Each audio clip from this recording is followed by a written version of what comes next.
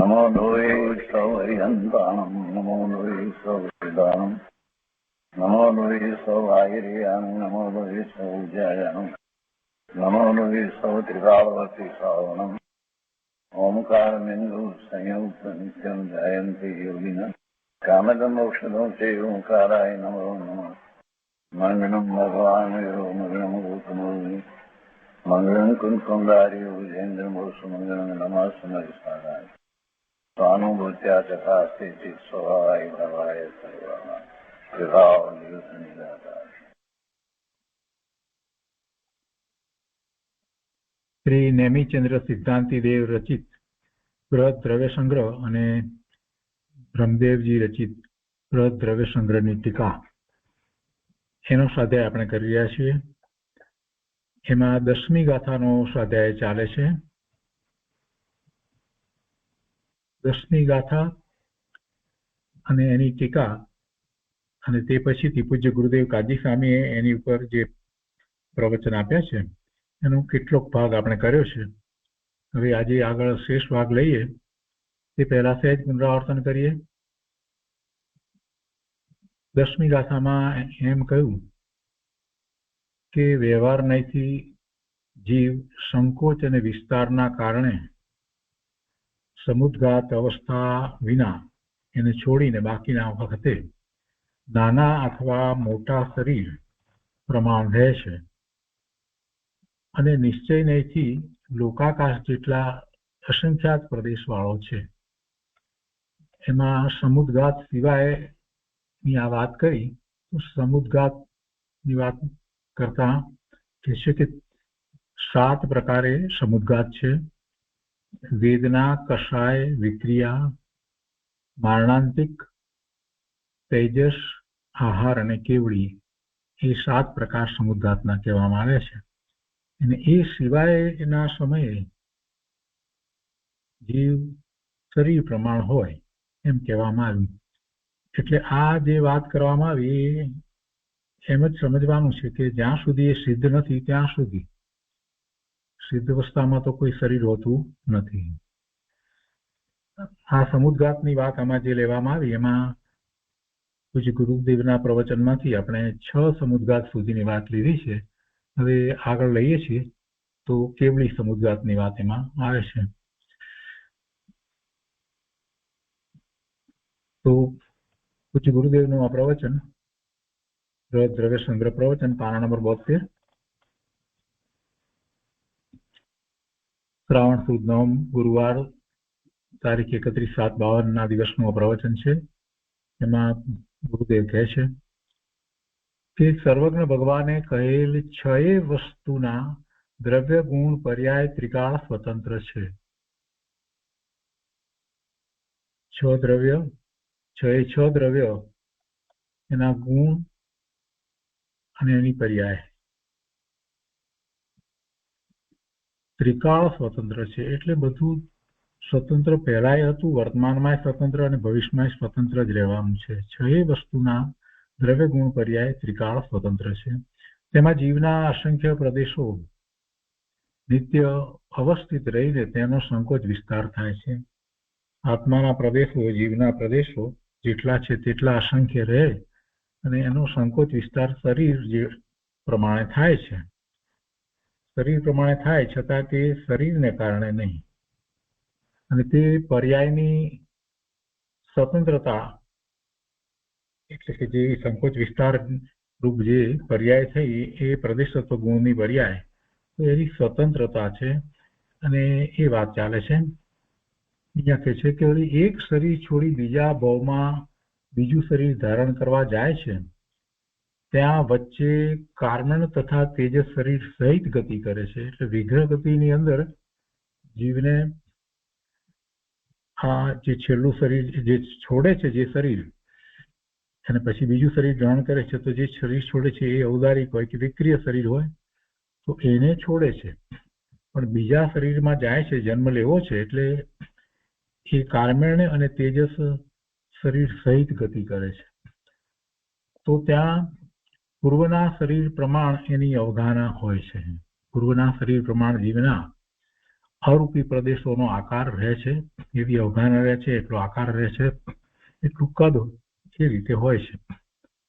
એ કેટલો સમય બીજા શરીરમાં પહોંચે ત્યાં સુધીનો 2 કે 3 કે 4 સમય. પણ એવું જે છે એ પણ એ પોતાની સ્વતંત્રતાથી છે, એટલે કે એવી પર્યાય પ્રદેશત્વ ગુણની પર્યાય એ સ્વતંત્રપણે પોતાની યોગ્યતાથી એવી પર્યાય થઈ છે. એમાં કોઈ બીજી વાતો ચાલે એટલે એના સંબંધી સ્પષ્ટતા કરતા ગુરુદેવ કહે છે કે કોઈ કહે છે કે મરણ પછી અમુક દિવસ ઘરના નેવા વગેરે ઠેકાણે જીવ રોકાઈ રહે છે, તો તે વાત ખોટી છે. 1, 2 કે 3 સમયમાં જ બીજું શરીર ધારણ કરે છે. એક સમયમાં તો મોટે ભાગે એ સીધી શિલા ઉપર બિરાજમાન થઈ જાય છે. 2 કે 3માં કદાચ વધુમાં વધુ 4 સમયમાં એ બીજા શરીરમાં પહોંચી જાય છે. એટલે એ સમયગાળો છે ત્યારે એની અવગાહના, એનો આકાર, એ બધું કઈ રીતે છે, તો કે જે શરીર છોડ્યું છે તે પ્રમાણે છે. તો આ એક વાત વધારે થઈ. હવે સમુદ્ઘાતની વાતને આગળ વધારતા ગુરુદેવ કહે છે કે 6 સમુદ્ઘાતની વાત આવી. હવે 7મો સમુદ્ઘાત કેવળી સમુદ્ઘાત. કેવળી સમુદ્ઘાતમાં કહે છે કે વળી કોઈ સર્વજ્ઞ કેવળ જ્ઞાનીને 13મા ગુણસ્થાનના છેડે દંડ, કપાત, પ્રતર, લોકપૂરણ એમ 4 સમયમાં આત્માના પ્રદેશો પહોળો થાય છે અને 4 સમયમાં ક્રમે સંકોચાઈને મૂળ શરીર પ્રમાણે થઈ જાય છે. સામાન્ય રીતે એવું કહેવાય છે કે જેને 6 મહિના કરતા ઓછો સમય બાકી રહ્યો એવા કેવળી પરમાત્માને, એટલે કે આયુષ્યનો સમય એટલો જ બાકી રહ્યો, સિદ્ધ થવામાં એટલો જ સમય બાકી રહ્યો હોય અને કેવળ જ્ઞાન થયું હોય, તો પછી અઘાતી કર્મની પ્રકૃતિઓ, જે 4 પ્રકૃતિ છે, આયુષ, નામ, ગોત્ર અને વેદનીય, તો એને આયુષ પ્રમાણે એ બીજી 3 પ્રકૃતિઓને કરી લે છે. અને એ કરી લે છે એમાં એને સમુદ્ઘાત થાય છે. અને એ સમુદ્ઘાત કરવામાં ફક્ત 8 સમય જાય છે. એટલે કે 4 સમયમાં તો એ એટલી મોટી અવસ્થા થઈ જાય છે. અને એને એમ જે થાય છે એનો ક્રમ બતાવે છે: દંડ, કપાટ, પ્રતર અને લોકપૂરણ થઈ. અને પછી પાછું એ જ રીતે એ લોકપૂરણમાંથી પ્રતર, કપાટ અને દંડ થઈને જ બીજા 4 સમયમાં જેટલી અવગાહના છે એટલી અવગાહના થઈ જાય છે. એટલે એમ 4 સમયમાં આત્માના પ્રદેશો પહોળા થાય છે અને 4 સમયમાં ક્રમે સંકોચાઈને મૂળ શરીર પ્રમાણે થઈ જાય છે. હવે અહીંયા કહે છે કે જડ કર્મ કે જ્ઞાનને કારણે નહીં, પણ સ્વતંત્ર તે જાતની યોગ્યતાથી તે અવસ્થા થાય છે અને 4 અઘાતી કર્મ તેના કારણે ખરે છે. લોકપૂરણ સમુદ્ઘાત વખતે કેવળી ભગવાનના આત્માના પ્રદેશો, લોકપૂરણ કહ્યું એટલે લોકાકાશ પ્રમાણ થઈ જાય ને, તો લોકાકાશનો વિચાર કરીએ તો એમાં નીચે નરક પણ આવે ને. એટલે ગુરુદેવ એ વાત કરે છે કે લોકપૂર્ણ સમુદ્ઘાત વખતે કેવળી ભગવાનના આત્માના પ્રદેશો નરક ક્ષેત્રની અતિશીત ઉત્તરતામાં પણ ફેલાય છે. અમુક નરકમાં અતિ શીતળતા અને અમુકમાં અતિ ઉષ્ણતા છે. તો બધે ત્યાં સુધી ફેલાય છે. છતાં પોતાના અનંત સ્વચતુષ્ટયને જે કેવળી ભગવાન અનુભવે છે, પણ નરક ક્ષેત્રની પ્રતિકૂળતાને જરાય અનુભવતા નથી. ત્યાં સુધી પ્રદેશ પહોંચે અને પછી પાછા થઈ જાય. આ તો કેટલા સમયની વાત છે. અને અહીંયા તો ગુરુદેવ બીજું કહેવા માંગે છે કે પોતાના સ્વચતુષ્ટયને એ કેવળી પરમાત્મા તો અનુભવે છે, એ વખતે પણ પ્રદેશ ત્યાં પહોંચે ત્યારે પણ એ કાંઈ નરક ક્ષેત્રની પ્રતિકૂળતાને અનુભવતા નથી, જરાય અનુભવતા નથી. એક દ્રવ્યને બીજા સાથે કાંઈ સંબંધ નથી. આગળ કહે છે જો વ્યંજન પર્યાય. વ્યંજન પર્યાય એટલે પ્રદેશત્વ ગુણની પર્યાય, અને એ સિવાય બીજી બધી અર્થ પર્યાય. બીજા ગુણોની પર્યાયને અર્થ પર્યાય કહેવાય અને પ્રદેશત્વ ગુણની પર્યાય છે એને વ્યંજન કહેવાય. એટલે જીવના પ્રદેશોનો આકાર ઘણો પહોળો થયો, તેથી અર્થ પર્યાય એટલે કે પ્રદેશત્વ ગુણ સિવાયના બાકીના ગુણો ની પર્યાય. તો એ પર્યાય, એ પરિણમનમાં કાંઈ વધઘટ થતી નથી. અને આવી વાત સર્વજ્ઞ વિના હોય નહીં. અનંત ગુણ છે અને એ અનંત ગુણનું પરિણમન એની અંદર કોઈ ફેરફાર વધઘટ થતી નથી. સંકોચ વિસ્તાર થાય એટલે પેલા બીજા ગુણોનું પણ કંઈક સંકોચાવું થાય ને પછી એના પરિણામ જે રીતે થવા જોઈએ એ રીતે ન થાય એવી કોઈ વાત હોતી નથી, એમ અહીંયા કહેવું છે. બીજા ગુણોના પરિણમન ઉપર આ પ્રદેશત્વ ગુણની પર્યાય આવી સંકોચ વિસ્તારની થાય તો એથી કંઈ ફેર પડે એમ હોતું નથી. અને આનો જરાક વધારે વિચાર કરીએ તો આપણને ખ્યાલ આવે છે કે એ જીવ નિબોધમાં હોય તો પણ પ્રદેશત્વ ગુણની પર્યાય પ્રમાણે તો એની અવગાહના સૂક્ષ્મ છે, પણ એથી કરીને એના અનંત ગુણ અને અનંત ગુણનું પરિણમન એમાં કોઈ ઘટાડો થઈ જાય એવું બનતું નથી. એ ગુણો અને ગુણોનું અંદરમાં ચાલી રહેલું ભવન, જેને આપણે કારણ શુદ્ધ પર્યાય કહીએ છીએ, એ તો ત્યાં પણ એટલું ને એટલું જ રહે છે. અર્થ પર્યાય એટલે પ્રદેશત્વ ગુણ સિવાય બાકીના જે ગુણ છે એની પર્યાય એટલે એનું પરિણમન. એ પરિણમન તો એટલું ને એટલું જ રહે. એટલે ગુણ પણ એવડો ને એવડો જ છે, એના ગુણના સામર્થ્યમાં પણ કઈ ફેર પડતો નથી. સંકોચ વિસ્તારથી કઈ આત્માને ફેર પડતો નથી. અને આવી વાત સર્વજ્ઞ વિના બીજે ક્યાંય મળે નહીં. હવે નયની વાત કરે છે. આ રીતે 7 પ્રકારે સમુદ્ઘાતની વાત કરી અને મૂળ વાત તો ત્યાંથી શરૂ કરી હતી કે જીવ જે વર્તમાન શરીર છે તે શરીર પ્રમાણ એનો સંકોચ વિસ્તાર હોય છે. અને પછી સિવાય કે સમુદ્ઘાત વખતે એ મૂળ શરીરને છોડ્યા વિના આત્માના પ્રદેશો બહાર નીકળવું થાય છે ને પાછું પોતાના શરીરમાં પ્રમાણ થઈ જાય છે. તો એ સમુદ્ઘાત શું એની વાત ચાલી, પણ મૂળ વાત આ ગાથામાં જે કરવામાં આવી છે એ વાત તો એ છે કે શરીર પ્રમાણ. અને શરીર પ્રમાણ કહ્યું એટલે સિદ્ધ ભગવાનને તો શરીર નથી, છતાંય આ વાત કરી અને પછી નિશ્ચયથી જે કહેવામાં આવ્યું એ સિદ્ધ ભગવાનની અપેક્ષા એ વાત આખી કરવામાં આવી. આ શરીર પ્રમાણ કહ્યું તો વ્યવહાર નથી કહ્યું, અને નિશ્ચય નથી કહ્યું એ તો પોતે પોતાના અસંખ્ય પ્રદેશ પ્રમાણ જ છે. એટલે બે વાત મુખ્ય તો બે નય જ આમાં કયા. તો હવે એની વાત સમજાવે છે કે હવે તેના ઉપર નય ઉતારે છે, અર્થાત નય જ્ઞાનનો વિષય કરી બતાવે છે કે નિશ્ચયથી આત્મા ત્રણેય કાળે લોકાકાશ પ્રમાણ અસંખ્ય પ્રદેશી છે અને વ્યવહારથી શરીર પ્રમાણે તથા 7 પ્રકારના સમુદ્ઘાત પ્રમાણે નાની મોટી અવગાહના વાળો છે. વર્તમાન ગુરુ લઘુ એટલે કે મોટા નાના દેહ પ્રમાણે જીવ કયો તે વ્યવહાર નયથી કયો, અને આ વ્યવહાર નય કેવો છે? અસદભૂત વ્યવહાર નય છે, સાચો નથી. પણ છતાંય એવું હોય છે એ ઉપચાર નથી, અનુપચરિત છે.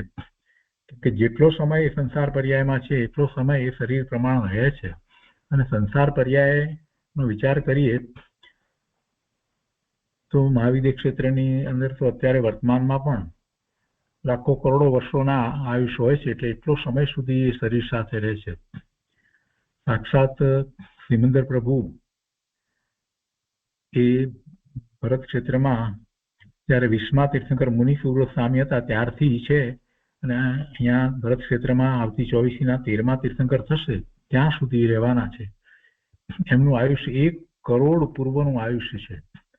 તો 1 કરોડ પૂર્વ સુધી એ શરીર સાથે એ આત્મા રહેશે. એટલે એટલો બધો સમય સુધી એમની અવગાહના એ શરીર પ્રમાણે રહેશે. 500 ધનુષ્યનો દેહ છે તો એ પ્રમાણે જ રહેશે.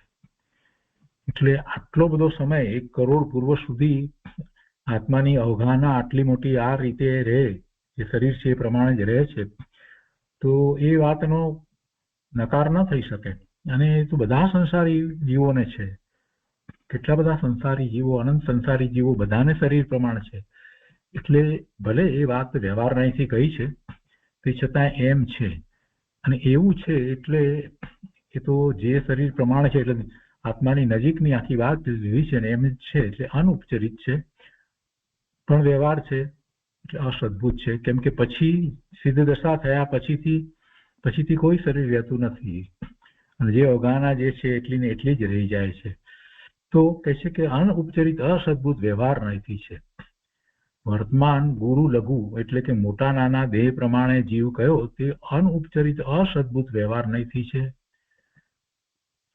અને જીવનું નિત્ય અસંખ્ય પ્રદેશી પણ છે તે નિશ્ચય નહીંથી છે. લોકાકાશ પ્રમાણ બીજ અસંખ્ય પ્રદેશોનો ધારક, લોકાકાશના જેટલા પ્રદેશ એટલા પ્રદેશ આત્માના, એટલે લોકાકાશ પ્રમાણ નિજ પોતાના અસંખ્ય પ્રદેશોનો ધરનારો આત્મા છે અને આ નિશ્ચયથી છે. આવો સ્વભાવ અને સ્વભાવવાન આત્મા જુદા નથી. આ આત્માનો સ્વભાવ છે એ આત્માથી જુદો નથી. એટલે આ બીજા ગુણોને અનુસરીને આપણે જે કહીએ છીએ એવો ભાવ એ સ્વભાવ, તો એવી રીતે આ પ્રદેશત્વ ગુણને અનુસરીને જે પરિણામ થાય એ પણ એનો સ્વભાવ જ છે. આ નાની મોટી અવગાહના થવી એ પણ જીવનો સ્વભાવ છે, પ્રદેશત્વ ગુણની એ પર્યાય છે. હવે અહીંયા કહે છે કે અહીંયા મૂળ ટીકાની અંદર વાત કરવામાં આવી એને સ્પષ્ટતા અહીંયા પણ લે છે. કહે છે કે અહીં વા શબ્દથી ગ્રંથકાર એમ કહે છે કે સસંવિતિ એટલે અતિન્દ્રિય શુદ્ધ આત્મજ્ઞાન. સ્વસંવિતિ એટલે પોતાના ત્રિકાળી શુદ્ધ સ્વરૂપ નું લક્ષ્ય કરી એમાં એકાગ્રતા કરીને જે અનુભૂતિ થાય છે તે અતિન્દ્રિય શુદ્ધ આત્મજ્ઞાન. એનાથી સમ્યક દર્શન, સમ્યક જ્ઞાન, સમ્યક ચારિત્ર અને કેવળ જ્ઞાન ઉત્પન્ન થાય છે. એવી પર્યાય થાય છે. અને પર્યાયના આશ્રયથી સમ્યક્ત્વ અને કેવળ જ્ઞાન થતું નથી. સ્વરૂપના આશ્રય એવી નવી પર્યાય થાય, પર્યાયના આશ્રય નવી પર્યાય થતી નથી. નિર્મળ પર્યાય પોતાનું શુદ્ધ સ્વરૂપ છે એનું લક્ષ્ય કરતા થાય છે, પણ એ નિર્મળ પર્યાયના આશ્રય નિર્મળ પર્યાય બીજી થાય એમ થતું નથી. નિર્મળ પર્યાયનો આશ્રય થઈ શકતો નથી અને એવો આશ્રય કરવાનો વિકલ્પ કરે તો બહુ તો એને શુભભાવ થાય, પણ એથી વિશેષ કાંઈ નિર્મળ પરિણામ થાય નહીં. એટલે પર્યાયના આશ્રયથી સમ્યક્ત્વ અને કેવળ જ્ઞાન થતું નથી. સંવર, નિદ્રા, મોક્ષ પર્યાયની પણ અપેક્ષા છોડી ત્રિકાળી સ્વચૈતન્ય મૂર્તિ, દ્રવ્ય સ્વભાવ, તેનું નિશ્ચય સંવેદન, તેનાથી જ કેવળ જ્ઞાન ઉપજે છે. પર આશ્રયથી કે વ્યવહારથી કેવળ જ્ઞાન થતું નથી. કોઈ પણ પર્યાય, એ સંવરની પર્યાય હોય, નિદ્રાની પર્યાય હોય કે મોક્ષની પર્યાય હોય, આ પર્યાય નિર્મળ પર્યાય છે.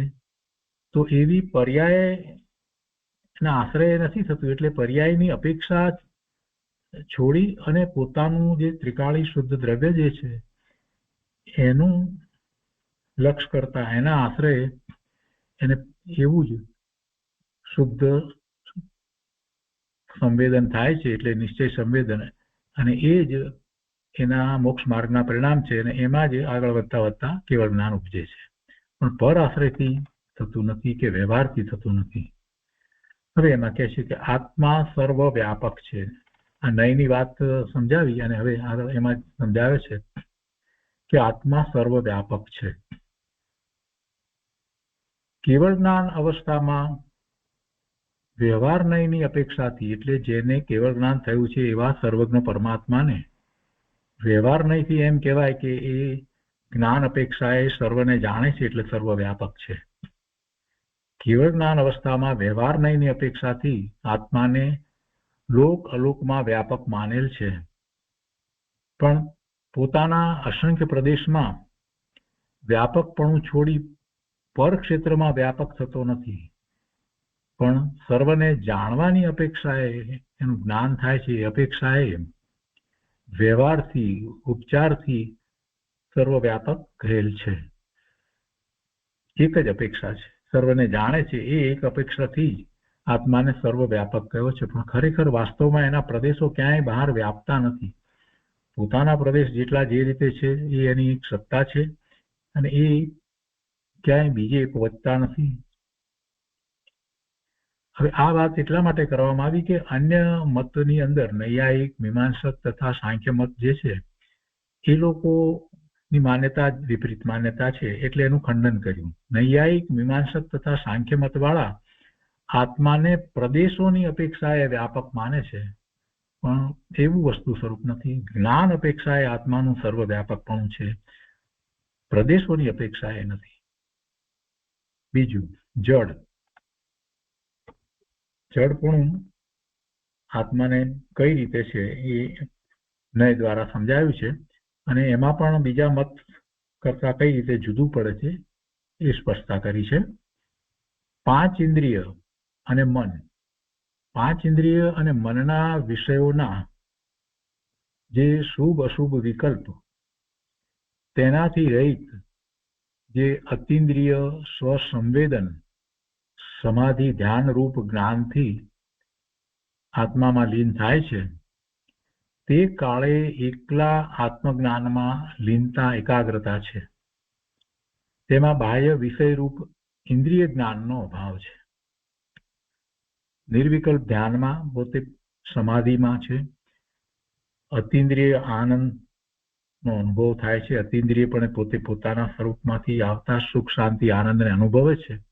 એ વખતે એ આત્મજ્ઞાનમાં લીન છે, તો એમાં કોઈ મનના વિકલ્પ નથી કે ઇન્દ્રિયોના વિષયો એના સંબંધી પણ કોઈ વિકલ્પ નથી, એ તરફનું લક્ષ્ય નથી.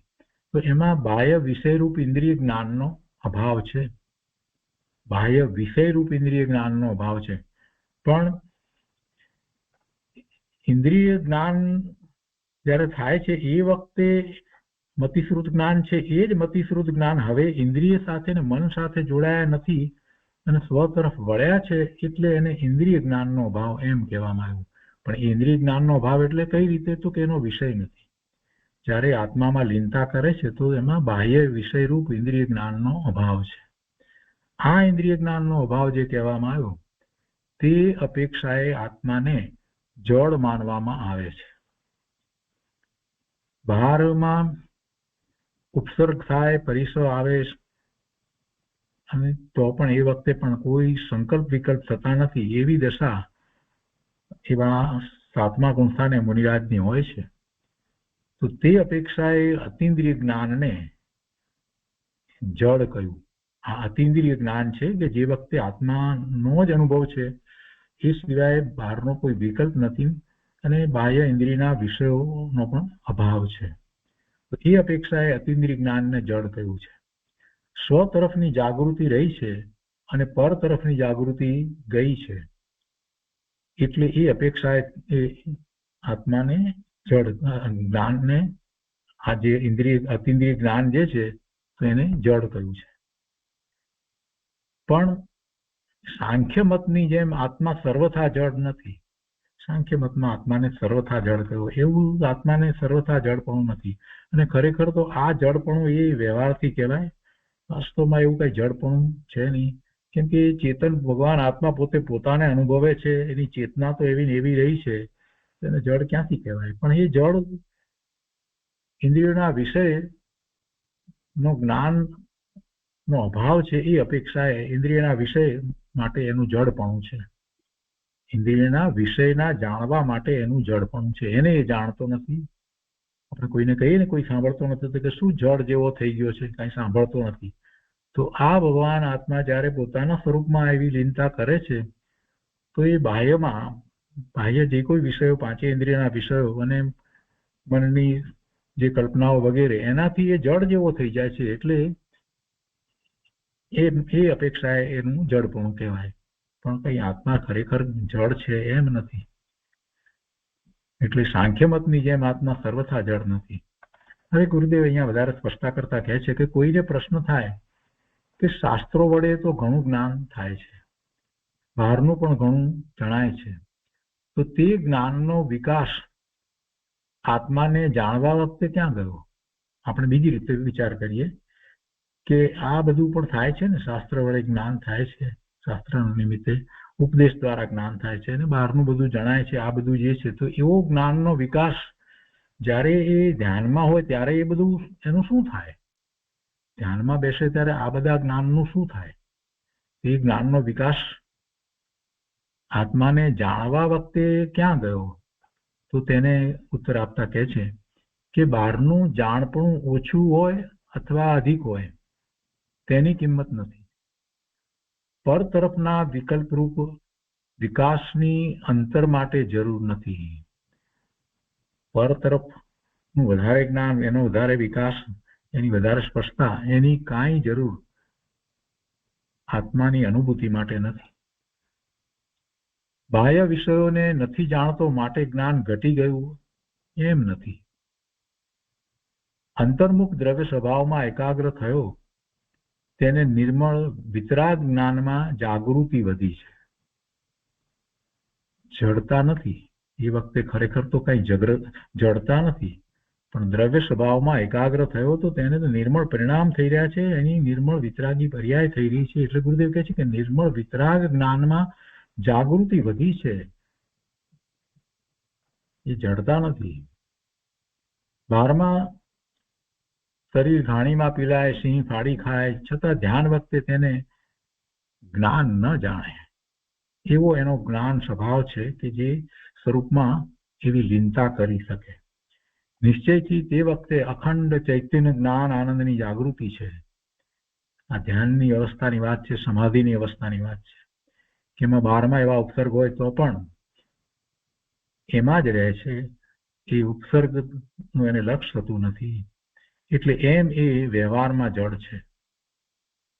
ચૈતન્ય જ્ઞાન આનંદની જાગૃતિ છે અને બહારના વિષયોની અજાગૃતિ છે, જડતા છે. એટલે એમ વ્યવહારમાં જડ છે. કેમ એવું? કેમ તો કે છે કે એક સાથે બે તરફ જ્ઞાનનું લક્ષ્ય ન હોય. સ્વ સાથે જ્યારે ઉપયોગ જોડાયો છે તો પછી પર નું જ્ઞાન ભાન કરે એમ બને નહીં. એક સાથે બે તરફ જ્ઞાનનું લક્ષ્ય ન હોય. 5 ઇન્દ્રિયોના ઉપયોગને ભૂલ્યો, 5 ઇન્દ્રિયોના વિષયો અને એ તરફ ઉપયોગ નથી એને ભૂલ્યો. વ્યવહારાતીત થયો, વ્યવહારથી આગળ વધી ગયો, અતિક્રમી ગયો, તેમ વ્યવહારાતીત થયો. નિશ્ચય સ્વ આશ્રય સ્વભાવ પણ અંદર એકાગ્ર થયો ત્યારે મુનિ દશા અને કેવળ જ્ઞાન દશા પ્રગટ થાય છે. એ વખતે 7મું ગુણસ્થાન હોય અને પછી એ જ રીતે આગળ વધારે પુરુષાર્થ કરતા તો છેવટે 13મું ગુણસ્થાન કેવળ જ્ઞાનની દશા પ્રગટ થાય છે. અને એમાં આ જ વાક્યમાં એક રીતે બીજી રીતે વિચારી તો ગુરુદેવે આપણને પુરુષાર્થ બતાવી દીધો કે 5 ઇન્દ્રિયોના વિષયો નથી, ઉપયોગ એ તરફ નથી, એટલે મતિ જ્ઞાન જે છે એ હવે ઇન્દ્રિયો તરફ નથી, અને મતિ જ્ઞાન નથી અને શ્રુત જ્ઞાન પણ નથી. એ બંને સ્વ તરફ વળ્યા છે. એટલે વ્યવહારાતીત થયો, કોઈ વ્યવહાર નથી રહ્યો. અને નિશ્ચય સ્વ આશ્રય સ્વભાવપણે અંદર એકાગ્રતા કરી છે ત્યારે એની દશા થાય છે. આગળ કહે છે કે આત્માના સ્વભાવ તરફ વળીને સ્વ સંવેદનમાં એકાગ્ર થયો તે વખતે ઇન્દ્રિય તરફના જ્ઞાનનો અભાવ છે. તે અપેક્ષાએ આત્માને જળ કહ્યો. આ વાત કરીને એમ બતાવ્યું કે બાહ્ય વિષયમાં જાગૃતિ ન હોવા છતાં અંતરમાં જ્ઞાનની જાગૃતિ વધે છે, સાધક ભાવની ઉગ્રતા વર્તે છે. માટે હે મૂઢ અજ્ઞાની, ઇન્દ્રિય જ્ઞાનનો મહિમા તું છોડ, ઇન્દ્રિય જ્ઞાનનો મહિમા તું છોડ, ઇન્દ્રિયના વિષયનું લક્ષ્ય તું છોડ. ધ્યાન વખતે ઇન્દ્રિય જ્ઞાન ન હોવા છતાં સાધક ભાવની ઉગ્રતા છે, અને એટલી બધી ઉગ્રતા થઈ જાય છે કે કેવળ જ્ઞાન પ્રગટ થાય છે. એટલે કહે છે કે ઇન્દ્રિય જ્ઞાનનો મહિમા છોડ અને આત્મજ્ઞાનનો મહિમા લાવ. એ પછી ત્રીજી વાત છે નયની અંદર શૂન્યપણું કઈ રીતે છે એ વાત ગુરુદેવ સ્પષ્ટ કરે છે. કેમ કે કેટલાક મતમાં એ શૂન્યપણાની વાત આવે છે ને તો એનું પણ ખંડન કર્યું છે.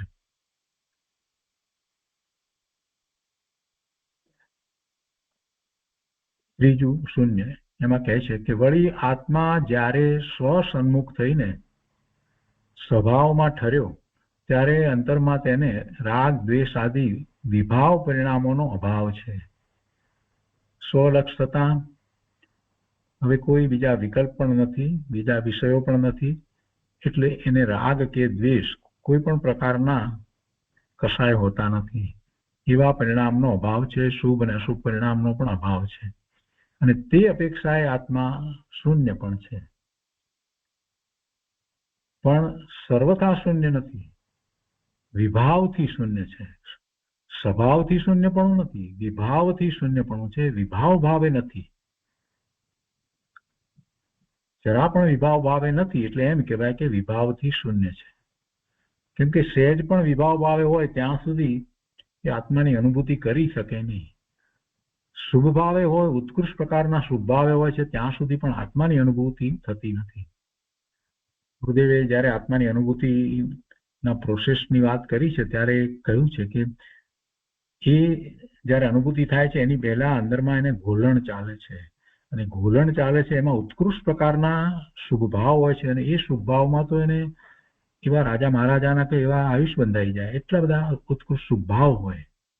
તે છતાંય જ્યાં સુધી એ એવા શુભ ભાવમાં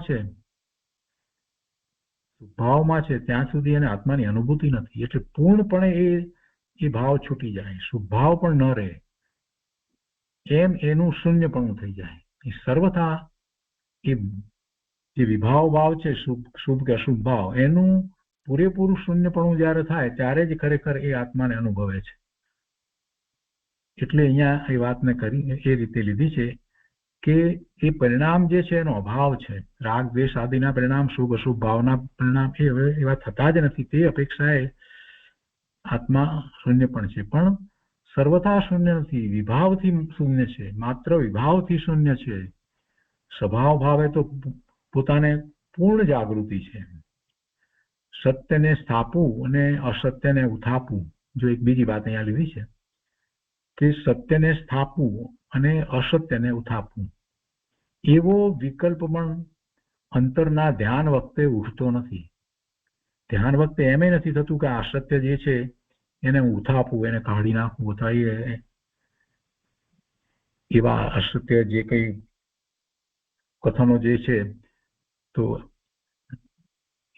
એને હું સમજાવી અને બીજાને સમજાવીને એમને માટે પણ કાઢી નાખવું, અથવા તો પોતાને કઈ પણ એ કોઈ બીજા મત પ્રમાણેની વાત હોય તો એનો વિચાર કરીને એના ખંડન કરવું, એવો કોઈ એ વખતે વિકલ્પ ઉઠતો નથી. સત્યને સ્થાપવું ને અસત્યને ઉથાપવું એવો વિકલ્પ પણ અંતરમાં ધ્યાન વખતે ઉઠતો નથી. હવે આ વાત જે કરી છે તો અહીંયા એક વાત કરે છે ગુરુદેવ કે એવો વિકલ્પ ઉઠતો નથી. એમ એ વખતે સત્તા સ્વરૂપમાં એમ કહ્યું છે કે અસત્યની પરૂપણા સાંભળતા જો અંદર તેને ઉથાપવાનો તલાક ભાવ ના આવે તો તે જીવ મિથ્યા દ્રષ્ટિ થઈ જાય છે. તેમાં સત્તા સ્વરૂપમાં ભાગચંદ્રજીએ સત્તા સ્વરૂપની અંદર આ વાત કરી છે, છેલ્લે કરી છે, છેલ્લી ગાથા છે એનો વિસ્તાર કરતા એમને 28મી ગાથા છે ને એમાં ભાગચંદ્રજીએ એ વાત કરી છે કે જે સાચો જૈની હશે તે તો પ્રયોજનભૂત રકમમાં અન્ય દ્વારા બધા સર્વથા આવવા દેશે નહીં. પોતાના સ્વરૂપની વાત સિવાય બીજી કોઈ વાતમાં એ પડશે નહીં. એટલે કે જે સાચો જૈની હશે તે તો પ્રયોજનભૂત રકમમાં અન્ય દ્વારા બીજા દ્વારા બાધા જરાય આવવા દેશે નહીં, સર્વથા આવવા દેશે નહીં. તથા બાધા જોઈને પોતાને તલાક પણ એમ નહીં એવો નકાર, અરુચિ,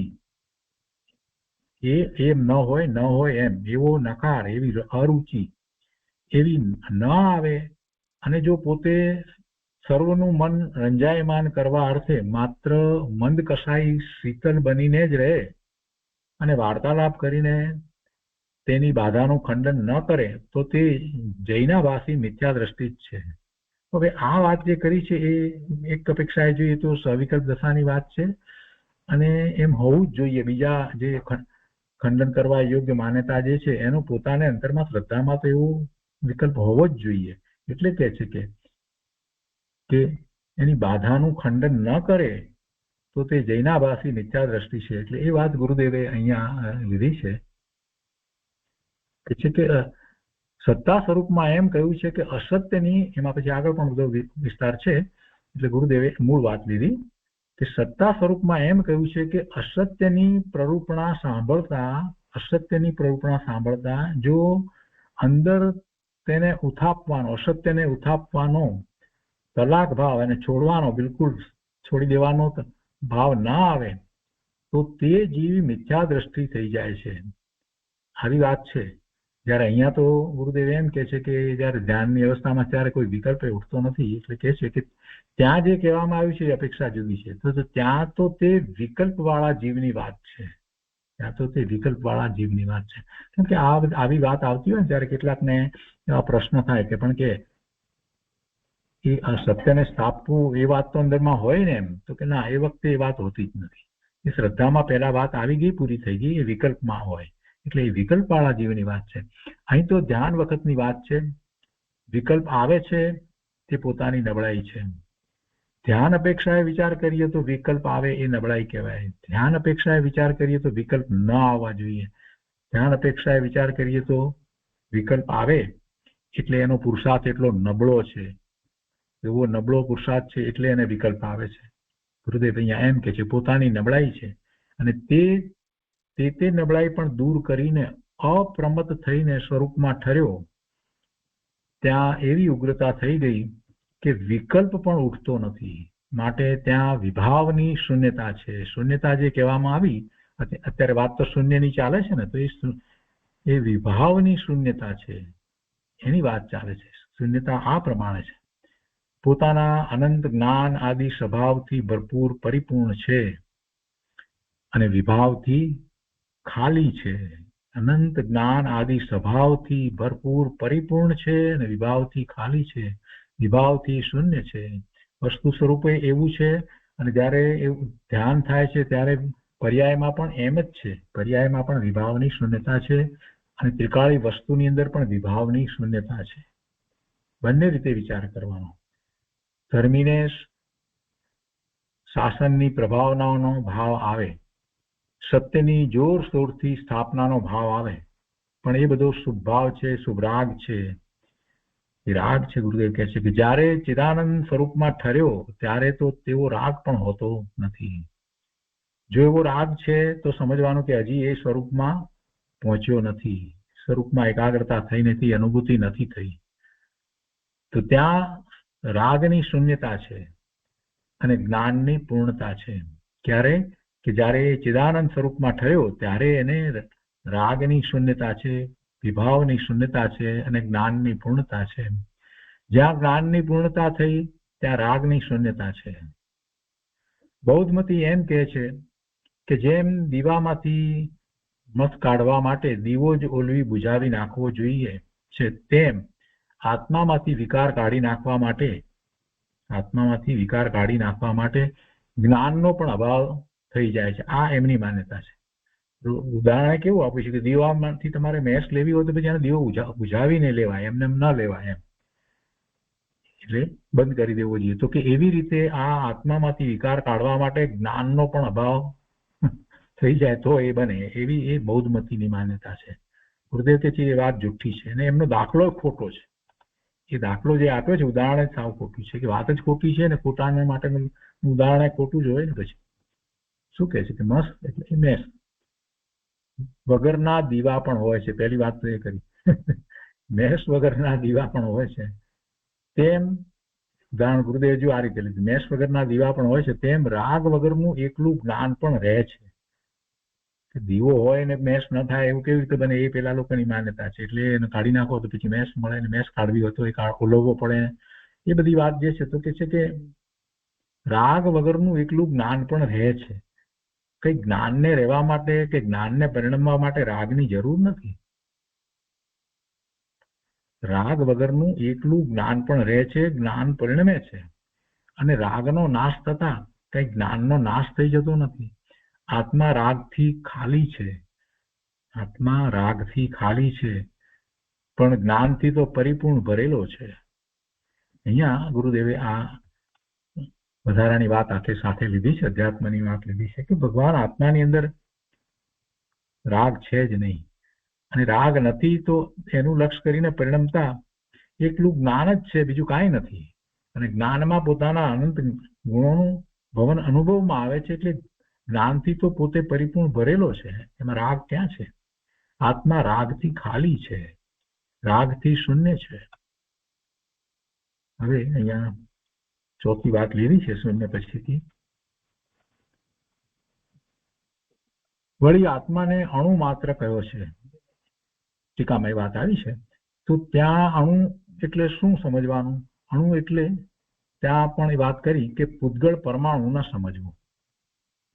એટલે અહીંયા તો અવગાહનાની વાત ચાલતી હતી, એટલે કેટલો કેવડો એમ કેવું છે ને, કેવડો છે એમ. તો કે અણુ કહેતા એક પૂતગળ પરમાણુ ન સમજવો, પણ અણુ એટલે સૂક્ષ્મ શરીર એમ સમજવાનું, અને તે સૂક્ષ્મ શરીર એટલે એ સૂક્ષ્મ શરીર પ્રમાણ એમ સમજવું છે ને. તો એને માટે એ અહીંયા અણુ શબ્દ વાપર્યો છે, તો એની સ્પષ્ટતા કરી છે કે તે શરીર પ્રમાણ આત્મા હોય તે અપેક્ષાએ તેને અણુ માત્ર કહેવાય. સૂક્ષ્મ શરીર તે પ્રમાણે હોય તો એ નિગોદના લબ્ધિ અપર્યાપ્ત જીવને જે નાનામાં નાનું શરીર હોય છે, નિગોદના લબ્ધિ અપર્યાપ્ત જીવને જે નાનામાં નાનું શરીર હોય છે, તે આંખથી દેખાય નહીં એવું સૂક્ષ્મ છે, તેને અહીં અણુ કહ્યું છે.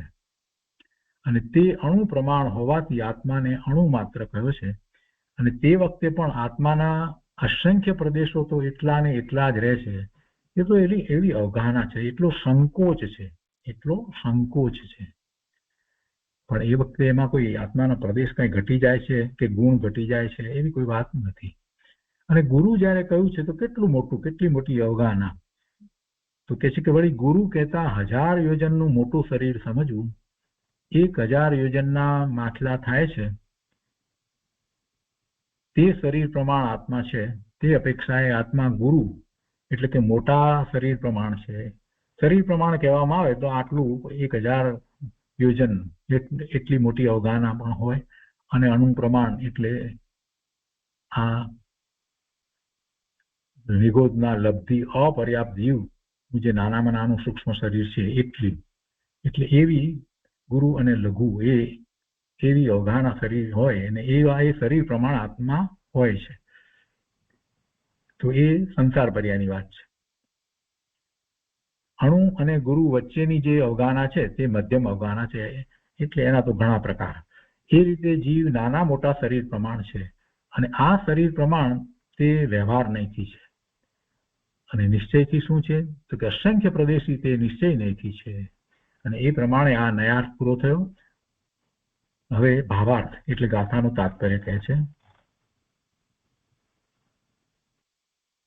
અહીં આ ગાથાનું તાત્પર્ય એ છે કે ચૈતન્યને ચૂકીને દેહના મમત્વને લીધે દેહને ધારણ કરીને જીવ સંસારમાં પરિભ્રમણ કરી રહ્યો છે.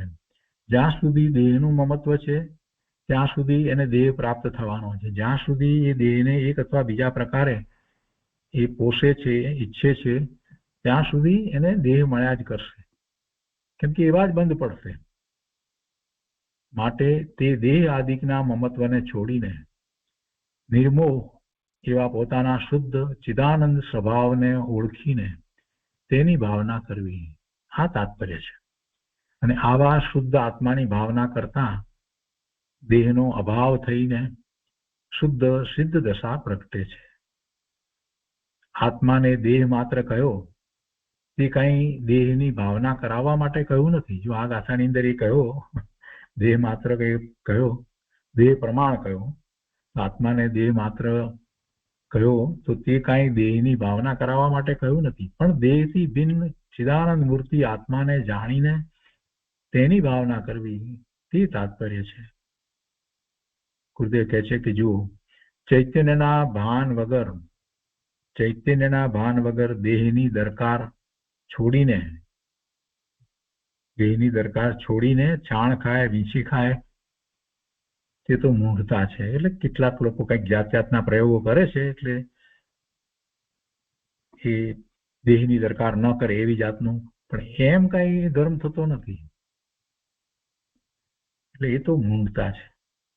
નથી કરતા બધું દેહની દરકાર ન કરે એટલે દેહ ને કેટલાય પ્રકારે કષ્ટ આપે, આ તે બધું જે, તો કે છે કે એ નહીં, એ તો મૂંઢતા છે. પણ દેહ સંબંધીનો કોઈ વિકલ્પ ન ઉઠે, એ છે તો છે, પોતાથી જુદો છે, ભિન્ન છે.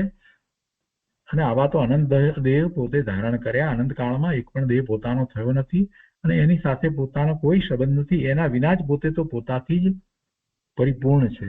એવો ભાવ લાવી અને આખો ધર્મ થાય છે. એટલે કે છે કે એ તો મૂંઢતા છે. ચૈતન્યના ભાનવાળા વિતરાગી સંત તો મહાવિવેકી હોય છે. તે છાણ વગેરેને અડે પણ નહીં. ચૈતન્યના ભાન વિના ગમે તેમ કરે તો પણ કલ્યાણ થાય નહીં. માટે દેહથી ભિન્ન ચૈતન્ય તત્વ શું છે તેને ઓળખીને શુદ્ધ જીવની ભાવના ભાવવી. ચૈતન્યના ભાન વિના એ બહારમાં એમ કે આ બસ દેહની મમતા અમે છોડીને એને માટે કંઈ પણ દેહને કષ્ટ પડે એવું બધું કરે એટલે કાંઈ ચૈતન્યની ભાવના થઈ જાય કે ધર્મ થઈ જાય એમ હોતું નથી. વસ્તુ પોતાથી જુદી છે, એમાં એ ખરેખર કાંઈ કરી શકતો નથી. દેહની અંદર આત્મા કાંઈ કરી શકતો નથી અને છતાંય એમ માને કે દેહને કષ્ટ આપીએ અને એટલે પછી પોતાને ધર્મ થાય, તો એ માન્યતા એની ખોટી છે, વિપરીત છે. એ જ્યાં કરી શકે છે ત્યાં એને કરવાનું છે. મહાપુરુષોએ કહ્યું છે, કૃપાળુ દેવે પણ કહ્યું છે કે જ્યાં એ જે કરી શકે છે એ એને કરવું નથી અને જે કરી નથી શકતો એમાં એને કરવાની વૃત્તિ રહ્યા કરે છે. એટલે શરીરને વિશે અને બાહ્યને વિશે જ્યાં એ કાંઈ કરી શકતો નથી, પર પદાર્થોના પરિણામો બદલી નથી શકતો, તો ત્યાં એને એ કરવાની વૃત્તિ રહે છે. અને જે પોતે જ્ઞાન સ્વભાવી ભગવાન આત્મા છે, તો પોતે જ્ઞાન સ્વભાવે પરિણમી શકે છે, તો એવો પુરુષાર્થ નથી કરતો. એ કરવા યોગ્ય છે, કરી શકે છે, એ નથી કરતો. અને બીજું બહારમાં એ કરે છે તો ખરેખર તો બહારમાં એ કરી શકતો નથી, પણ કરવાનો વિકલ્પ કરી અને એ ભવના ભ્રમણ કરે છે. એટલે એ ચૈતન્યના ભાન વિના ગમે તેમ કરે તો પણ કલ્યાણ થાય નહીં. અને ગમે તેમ બીજું બહારમાં એ ખરેખર કરી શકતોય નથી, માત્ર એ આ વિભાવ ભાવે પરિણમે છે, જે એના શુદ્ધ સ્વરૂપથી વિપરીત છે. શુદ્ધ સ્વરૂપમાં વિભાવ ભાવે થવાય એવો કોઈ ગુણ નથી કે જે વિભાવ ભાવે કરે, પણ આ જીવ પોતે પોતાના ઊંધા પુરુષાર્થથી એવું કરે છે. એટલે ચૈતન્યના ભાન વિના ગમે તેમ કરે તો પણ કલ્યાણ થાય નહીં. માટે દેહથી ભિન્ન ચૈતન્ય તત્વ શું છે તેને ઓળખીને શુદ્ધ જીવની ભાવના કરવી, શુદ્ધ સ્વરૂપની ભાવના કરવી, એટલે કે શુદ્ધ સ્વરૂપમાં એકાગ્રતા કરવી, એની પ્રાપ્તિની ભાવના કરવી. તો એ રીતે આ 10મી ગાથાનો વિસ્તાર અહીંયા પૂરો થયો. આજનો સ્વાધ્યાય આપણે અહીંયા સુધી રાખીએ છીએ.